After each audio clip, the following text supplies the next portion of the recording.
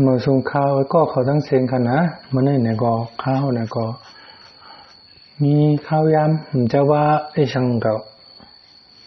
ปีนคอตีนปีนเนี่ยมันจะว่าเหตุการณ์ว่าไหนกันนะมันนี่เนี่ยก็จะให้หังเหตุหังนี่มันเนี่ยกันเนี่ยก็มีหูลายอีรอดลายอีขี้ก่อนขวัญเราขาดเดี๋ยวมาอ่อนกันมาเฮ็ดมาเรียนตัวลายเฮ็ดต่อมน้ำค่ะนะต่อมน้ำมันเนื้อมาไหม้ค่ะนะบ่เขาถ่ายแค่พังมากแล้วก็เขาเคยเอาต่อมน้ำนั้นมันเขาเคยเฮ็ดต่อมน้ำมันเหมือนไหม้เขานั้นเดี๋ยวทางหนีมาแคมเรียบมากเลยที่เต้ลำลองมันสุดเนี่ยก็เป็นการลองไล่เรียนPhotoshop เองก็เขาบอกว่า Photoshop เนี่ยคนจะตื้อมันก็ต้องนำในก่อนนะอันที่ค่าเรียนค่าเฮ็ดอยู่ในก็มันจะว่าค่าผู้นำหน้าในก็มันแจ้งก็เฮ็ดยืงจอม YouTube เพิ่นเหี่ยวก็สังว่ามันนี่เป็นพ้นดีแต่พี่น้องใต้เฮาเนี่ยเนาะนึงคือว่าได้เลยพึกเปลี่ยนพึกจ้างมันนี้นำลองชุดได้ก็เจอเขาคือว่าสอนว่าวันนั้นวันไหนเนาะหนึ่งว่าพ่อสั่งว่าเขามาเสิร์ชจริงๆด้วยในคอมพิวเตอร์เนาะใน YouTube เนาะมันจะเลยมีป้าดิเฮาความเฮาอินอันนี้เฮาเว็บพวกเฮาก็ชอบหาในทั้งหูหลายชื่อหลายเปิงในอินเทอร์เน็ตเนาะ YouTube ว่า Google ว่าเนาะใครเป็นความเปิ้นดีเปิ้นคำนำเฮาเนี่ยก็ดังด่วนป่าหลังพาลื่นเนาะแต่ไรคุกเจอไรเสื้อเดียนจินบ้าด้วยเสื้อตัวว่าความใจเฮานี่มันมีอยู่5อันนี้ก็เป็นอันนำรองมันนะแต่ไรต่างไว้เฮ็ดไว้หู้ยี่ก็เสือไว้หู้นำก็เสือไว้อย่าไปลงลืมเหมือนกันนะอ่อนตั้งสุดเนี่ยก็เฮาแต่ไรเปิดไว้ Photoshop เนาะเปิดหน้ามันขึ้นว่าอันตั้งฉุบนั่นก็ขวัญนิ้วเนี่ยนะก็โอเพนก็เอามาไม่อันดีเฮาเลยโหลดมาในแอปนั้นเฮาเลยถ่ายแค่พังมันไว้นั่นในขาเฮาห่างแฮนไว้เอาแหละก็โหลดเอานั่นนี่ได้นะที่เตียงก็ถ่ายแค่พังมากกว่าก็จังสิเข้มเรียบอยู่ก็ยังไปหางอนแล้วมาเอามาเฮ็ดนี่กันก็ยังก็อันนี้เขาก็เอามาไว้แล้วดูดมาทางเน็ตต่อค่ะเชื่อว่าพอเขาเปิดขึ้นมาเย่าไหนถึงไปเท่านี้นั่นเนี่ยเพราะว่าคอมพิวเตอร์มันเก่าขนาดเดี๋ยวเปิดขึ้นมาเหมือนเนี่ยที่เห็นเลเยอร์ไว้จังไหนคะนะวันดังสุดกับแทงดีนิวเลเยอร์กันนะเพราะนั่นที่เอาเฮ็ดเป็นสไลด์เลเยอร์เป็นต่อมน้ำต่างซื้อมันไปว่าดับต่อมน้ำกันนะเป็นก้อนเล็กแล้วเข้ามาที่ดอกนั่นก็เขาคือเอาซอยหางแต้มหางเป็นมวนเหมือนอย่างต่อมน้ำกันนะเล่นเดี๋ยวกันนะมองหน้าก็แล้วมองใครเมาไปเองมองหน้าแล้วก็แน่นะก็ตีสีมันนั่นนะเซตแบ็คกราวด์ฟอร์กราวด์นั่นนะฮัลโหลอันที่ลำไว้ต้นตาพื้นหลังมันนั่นแบ็คกราวด์นั่นนะเอาไว้สีขาวนั่นนะก็แน่สืบขึ้นกว่าตีเฮาที่เอาความสีถอกลงกว่านั้นเฮาก็เลือกที่ gradient 2ค่ะนะสืบนั้นก็มาเลือกที่ไล่ถอกสีลงกว่านั้นจะมีทาง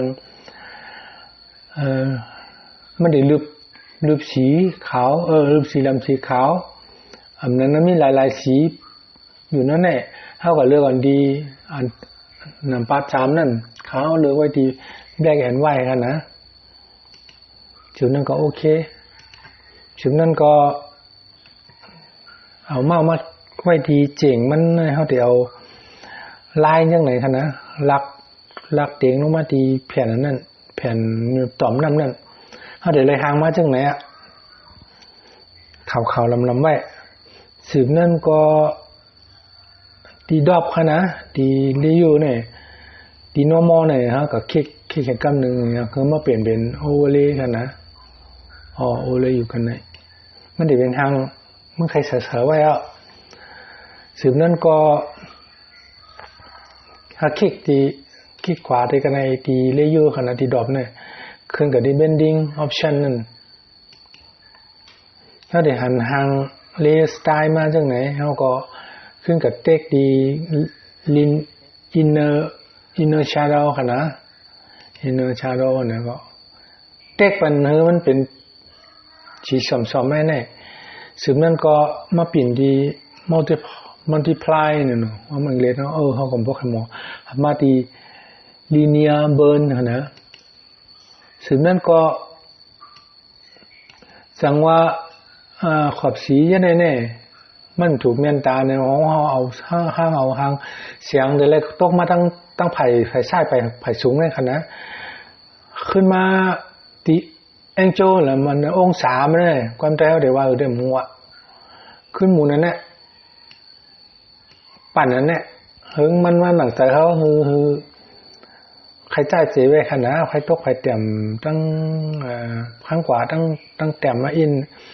พวกหนูหางซะแนวก็เนี่ย capacity เนี่ยก่อนนังกันเฮาก็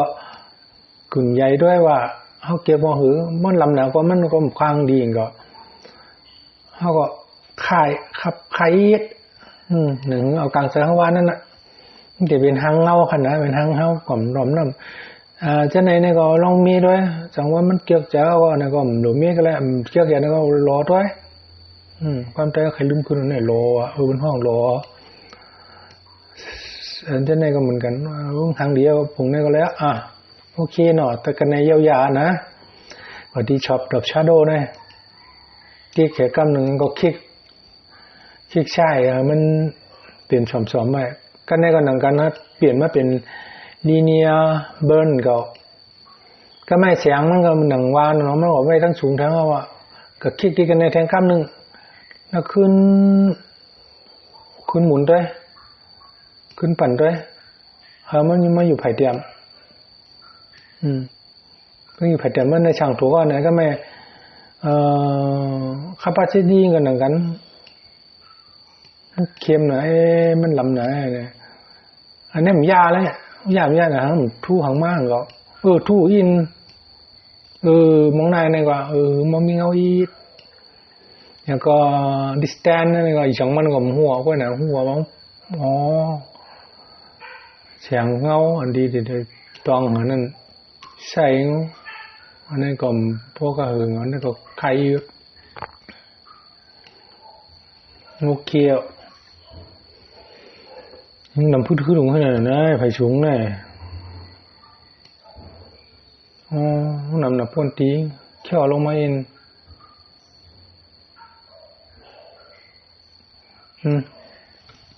เยอะนี่ไข่มันเองทางเดียวก็มองหน้าก็มีด้วยกันนะเอาของโมลาดเนาะเอามันกำก็ความใจได้ความใจก็หลัวด้วยนะอินเนอร์ชาโดกับดอกชาโดเนี่ยเขาก็ชุกยุงครับมันมีอยู่2เมนูเนี่ยสืบนั่นก็ว่าเย้าอยากแขกเกี่ยวเสือลิงมันก็คุณโอเคเย้าอยากก็มันก็เพราะว่ามันเป็นต่อมน้ำแร่แต่ในมีเงาหางมันห้องไอ้ตวงมันห้องอย่างเงานะเงาตวงหย่อมต่อมน้ำแร่มันมีคือไม่อีด่วนเนาะเขาก็ขึ้นกว่าดีอินเสิร์ตเชียงเลเยอร์นะปนดาได้เฮ็ดไฮไลท์มันขนาดคำพอนมันเป็นช่างไงเนี่ยบ่ด้วยต่างซื้อไว้เป็นมันนี่อันนี้ละบุญคิดเข้ากว่าคณะกำลังเป็นไฮไลท์ช่างแน่เนี่ยเดี๋ยวเด็กกวางกันทั้งมันเป็นไฮไลท์ย่อเนี่ยก็ขึ้นมาติ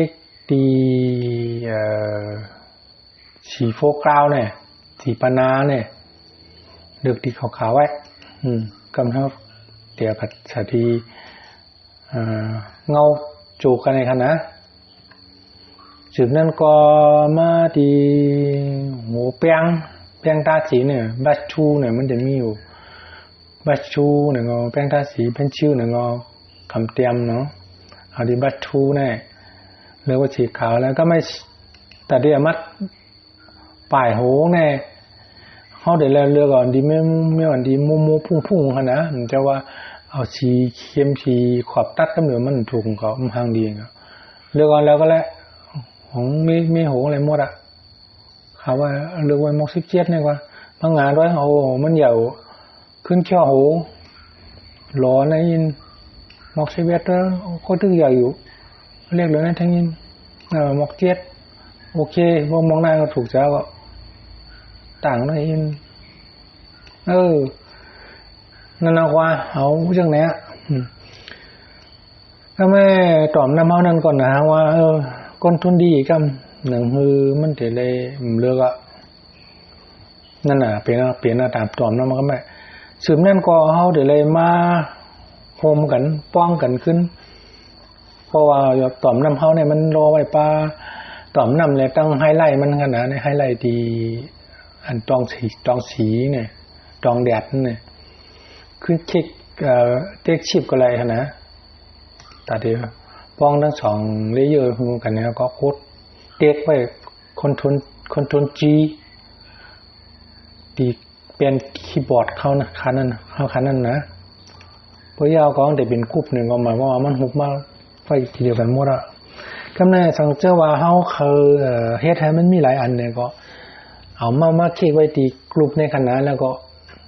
เดี๋ยวก็คลิกทางขวาแล้วก็กันดูพลิเคทกรุ๊ปบอกว่ามันจะถูกเอาอันตอมน้ำนั่นออกมาทางอันนึงต่างซื้อไว้มันไหนว่ากรุ๊ปสองเนาะตอมอันตอนที่สองวันไหนก็ไปมันของมันอยู่ไว้ที่เก่าค่ะเนาะเอามาเต็กดีหมายสั่งเนี่ยชามจริงเฮียมีปลาหมายล่อเนี่ยแต่ได้ค่ายตอมน้ำมาไว้ทั้งค่ายของน้ำมาไว้ทั้งใช่หุ่มน้ำก้อนนี้ตัวที่คาขี้ก็เรื่องนั้นดีกว่าจังเลยมีสองอันนะกูใครก็ไม่เห็นชามอันสี่อันเนี่ยก็เฮ็ดจังมาไกลแทงเหรอดูไปเกตกูแทงเหรอต่างซื้อไว้วันนี้อันนี้เป็นกรุ๊ปที่สาม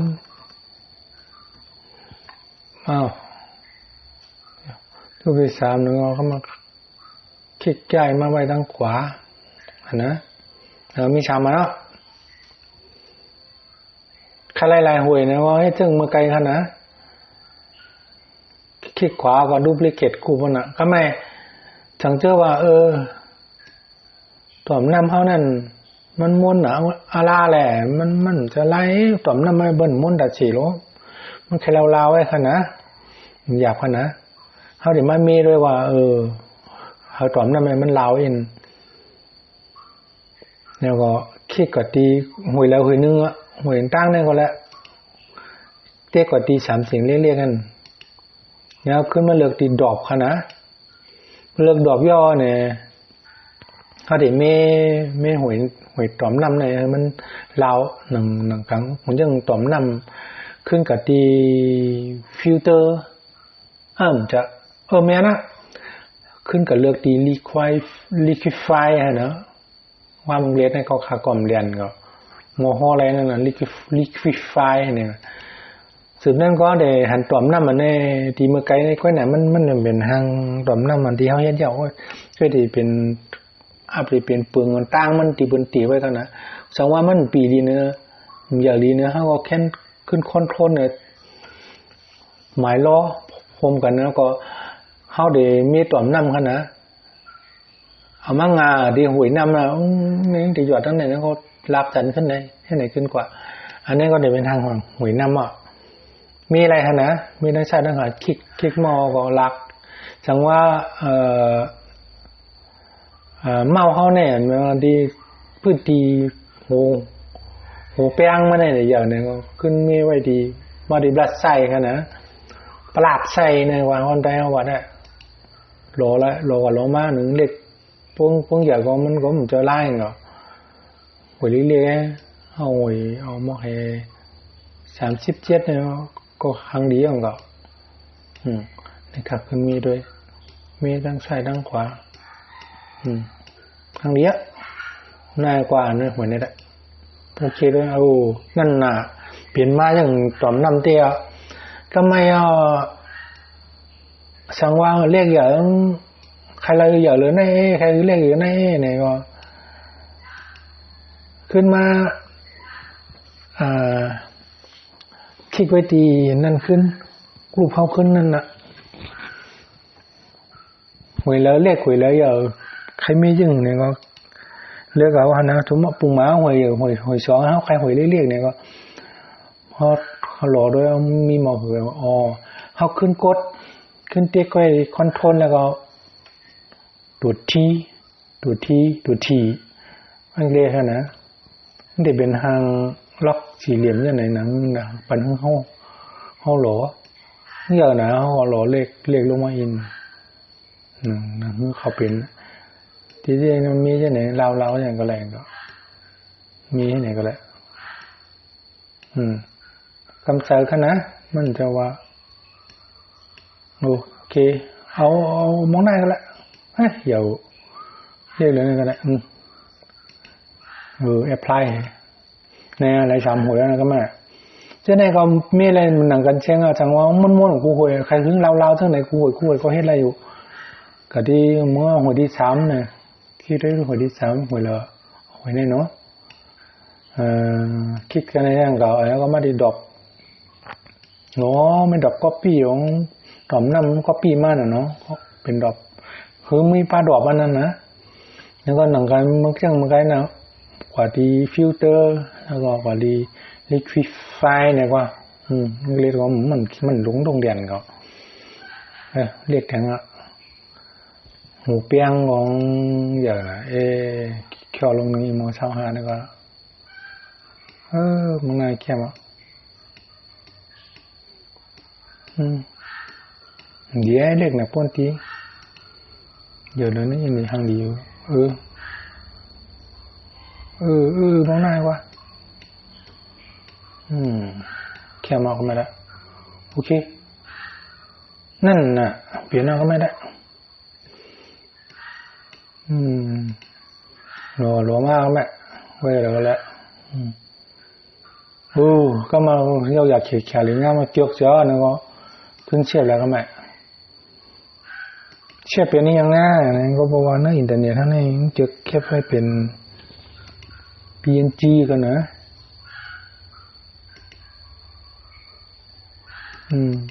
แต่ซื้อไว้ห่างดีแต่ซื้อไว้ว่าเบาไม่นะรีบเนี่ยย่อก็มันเกินเลนวัดอะรีบก็รีบย่อก็เสียบโอเค